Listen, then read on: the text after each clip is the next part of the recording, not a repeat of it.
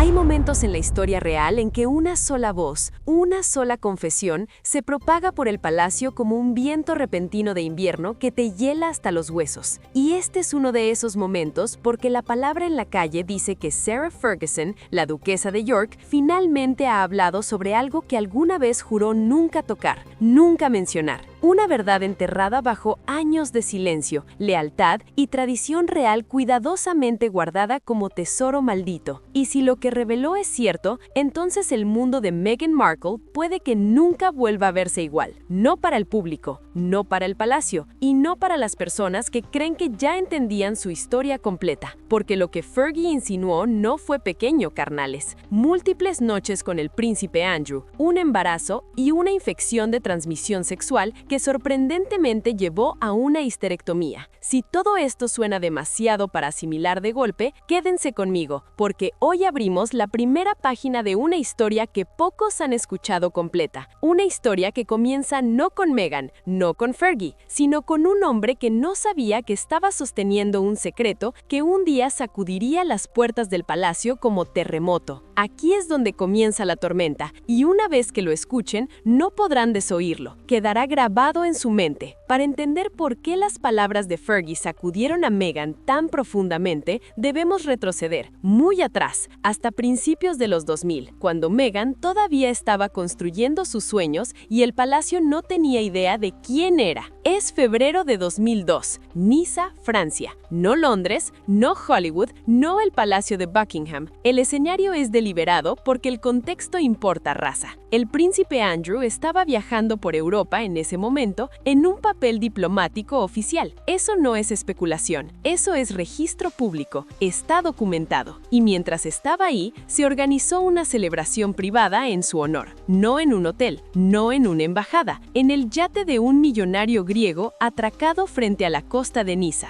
Este no fue un evento público, sin prensa, sin cámaras, sin rendición de cuentas. Un mundo flotante diseñado para la privacidad absoluta. Para lo que pasa en Vegas, se queda en Vegas. Los invitados no eran aleatorios, eran ricos, conectados y cuidadosamente elegidos a dedo. Y sin embargo, entre los millonarios e informantes, las fuentes dicen que había alguien más a bordo. Una joven mujer estadounidense sin título, sin fama y con un sentido muy claro de hacia dónde quería que fuera su vida. Esa mujer era Meghan Markle. En ese momento no era famosa, no era de la realeza, ni siquiera estaba cerca, pero los testigos dicen que llegó esa noche con confianza absoluta junto con otras 12 chicas que según los informes tenían 19 años de edad. Meghan hablaba abiertamente sobre sus ambiciones, Hollywood, política, poder. Según informes, les dijo a las personas que su padre era un director de iluminación de Hollywood ganador de premios. Hablaba como si el éxito no fuera una posibilidad, era inevitable, estaba escrito en las estrellas. Y aquí está la parte que la gente pasa por alto demasiado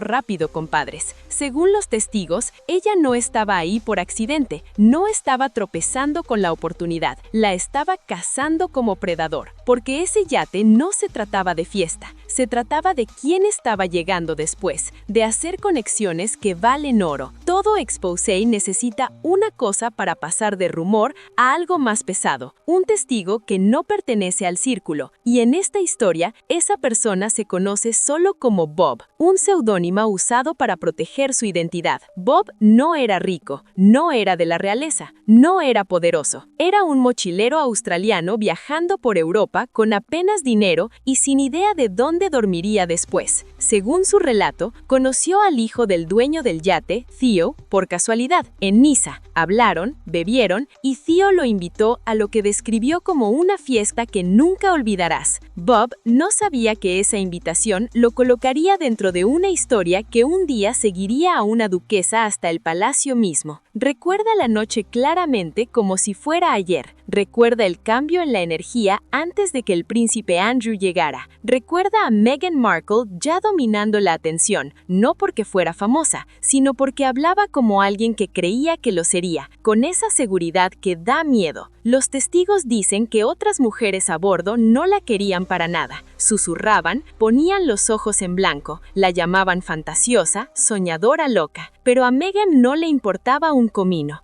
según Bob, no estaba enfocada en ellas, estaba observando las escaleras, esperando, porque cuando el príncipe Andrew subió a ese yate justo después de las 11 de la noche, toda la atmósfera cambió como si entrara electricidad al aire, y Meghan Markle hizo su movida. Según testigos en ese yate, Meghan Markle no esperó presentaciones formales, no se quedó en las líneas laterales, no fingió no notar quién acababa de subir a bordo, se movió como felino al acecho. El príncipe Andrew llegó justo después de las 11 de la noche, tranquilo, confiado, cómodo en su autoridad, y en cuestión de minutos, Meghan se posicionó lo suficientemente cerca para ser vista, lo suficientemente inevitable. Menos de 30 minutos después, estaba sentada en su regazo, no escondida, no oculta, a plena vista de todos. Los testigos la describen inclinándose, susurrando en su oído, tocándolo como alguien que ya creía que pertenecía allí, como si fuera su lugar natural. No era tímida, no estaba nerviosa, actuaba como alguien que ya había tomado su decisión antes de que la noche comenzara siquiera. Otras mujeres en el yate lo notaron inmediatamente. El ambiente cambió como cuando baja la temperatura. Los susurros viajaron más rápido que la brisa del mar. Esto no era sutil y no era accidental, mis cuates. Y aquí está la parte que la gente no quiere decir en voz alta. El príncipe Andrew no lo detuvo, no se levantó, no se excusó, no la apartó, se quedó. Ese es el momento en que esta historia se convierte en responsabilidad compartida, porque los movimientos audaces solo funcionan cuando alguien los permite, cuando alguien dice sí. A partir de ese momento,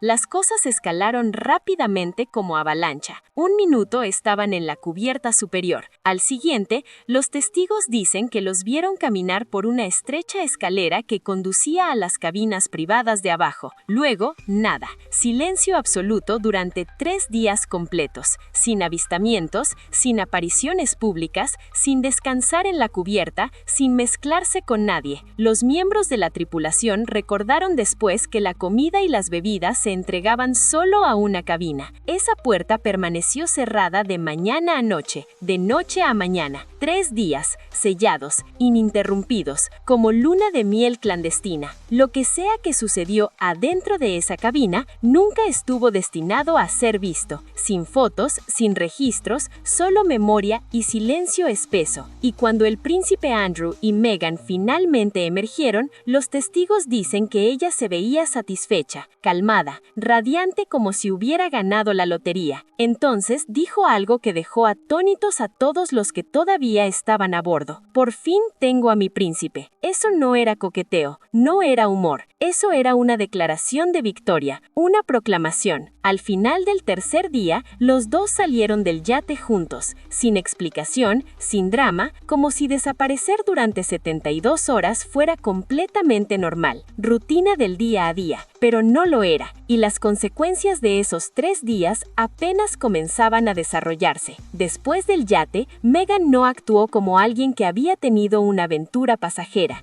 actuó como alguien que creía que había asegurado un futuro dorado. Los fuentes dicen que se mantuvo en contacto con personas del yate, CEO, Melanie e incluso Bob. Más importante, se mantuvo en contacto con el príncipe Andrew, o al menos lo intentó con toda su alma. Al principio, la comunicación continuó. Luego, Andrew regresó a Londres y todo se detuvo en seco, como puerta que se cierra, llamadas sin respuesta, mensajes que desaparecieron en el silencio, móvil inalcanzable como fortaleza. Según las fuentes, las llamadas se volvieron lo suficientemente frecuentes como para que el príncipe Andrew supuestamente diera una instrucción directa a su personal: no la pasen. Eso no es un malentendido, eso no es confusión, eso es un muro de concreto. Y aquí está lo que hace peligrosa esta parte de la historia, porque Meghan no estaba llamando al príncipe Andrew repetidamente solo porque se sentía ignorada. Estaba llamando porque creía que tenía noticias que cambiarían todo, que lo obligarían a responder. Pero el teléfono nunca devolvió la llamada, y mientras el silencio se extendía como niebla, lo que había comenzado como ambición comenzó a endurecerse en algo completamente diferente, un secreto que no podía cargar sola, una puerta que se cerró de golpe, y una decisión que alteraría el resto de su vida, porque cuando los hombres poderosos se quedan callados, dejan a otras personas lidiar con las consecuencias, siempre. Y seamos muy claros sobre esta parte de la historia, porque aquí es donde la historia deja de ser especulativa y comienza a volverse explosiva como dinamita. Según múltiples fuentes conectadas a través del círculo del yate, Meghan Markle no estaba llamando al príncipe Andrew repetidamente solo porque se sentía ignorada. Estaba llamando porque creía que estaba embarazada, no preguntándose, no especulando, creyendo firmemente. Las fuentes dicen que les dijo a personas cercanas a ella que tenía noticias importantes para el príncipe. Y esa frase no era vaga dentro de su círculo. Todos entendían lo que significaba,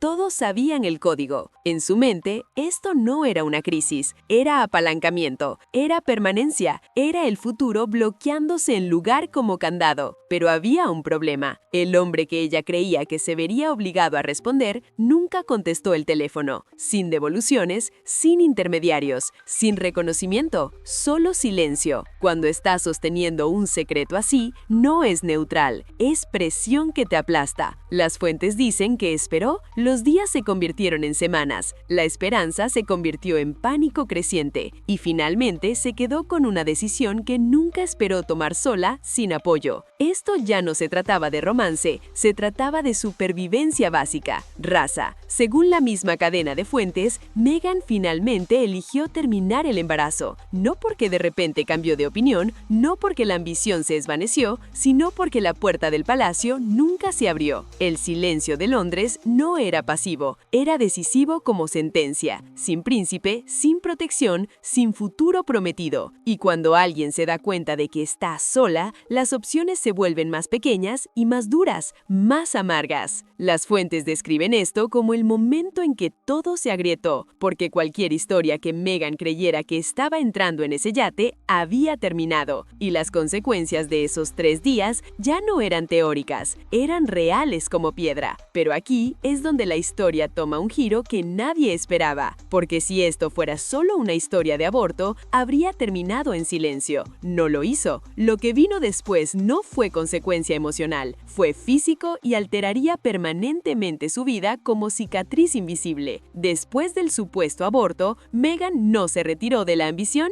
que va. Las fuentes dicen que pivotó como jugadora de ajedrez, se involucró con un hombre conectado al círculo político de George Bush, alguien con influencia, acceso y poder real. El patrón no cambió, solo cambió el objetivo, la presa. Luego vino un breve romance con un actor y según las fuentes, esa única decisión desencadenó una reacción en cadena que nadie podía deshacer, como fichas de dominó cayendo. El actor supuestamente portaba una infección de transmisión sexual. Meghan supuestamente contrajo una infección grave que escaló rápidamente como incendio. Para abril de 2002, solo meses después del yate en Niza, las fuentes afirmaron que se sometió a una histerectomía. Léanlo de nuevo, mis hermanos. Una histerectomía. Un momento creía que se estaba posicionando para la realeza. Al siguiente enfrentaba una emergencia médica que cerró la puerta a tener hijos biológicos para siempre, como puerta que se cierra con llave. Esto no era cosmético, esto no era electivo, esto era supervivencia pura. Y si se preguntan por qué esta parte de su vida nunca se discutió públicamente, nunca se insinuó, nunca se reconoció, es por esto, porque ata todo de vuelta al yate, al príncipe Andrew, a 3 días que nadie quería que fueran examinados. Y los fantasmas no desaparecen solo porque la gente dejó de hablar de ellos. Los años pasaron como ríos. El príncipe Andrew nunca habló del pasado en voz alta, pero aquellos que lo conocían, realmente lo conocían, recordaban fragmentos de historias que nunca se imprimieron, nunca se confirmaron, pero tampoco se olvidaron. Y sobre todo, Sarah Ferguson recordaba cada detalle. Ahora, un fin de semana que creía enterrado ha comenzado a removerse nuevamente como tierra moviéndose. Ahora Fergie, la superviviente de cada tormenta real, ha abierto una puerta que Meghan rezaba que permaneciera sellada para siempre. Las fuentes dicen que Fergie está haciendo planes sobre un libro revelador que expondría secretos que Meghan nunca nunca podría imaginar, secretos que la destruirían. Ahora el palacio espera, conteniendo el aliento, preguntándose qué pasará si más de ese capítulo oculto ve la luz del día. Y Meghan, ella lo siente venir, no como ruido, no como chisme, sino como una verdad lenta y fría presionando su mano contra la ventana de su nueva vida, recordándole que cada historia tiene un origen, y algunos orígenes se niegan a desaparecer, se niegan a morir. La tormenta todavía no está aquí, pero está cerca, carnales, lo suficientemente cerca como para que Meghan pueda escuchar las primeras gotas de lluvia golpeando el vidrio, y cuando esa tormenta finalmente llegue, puede remodelar todo lo que el mundo pensó que sabía sobre su ascenso, su pasado y el camino real que clamó como suyo.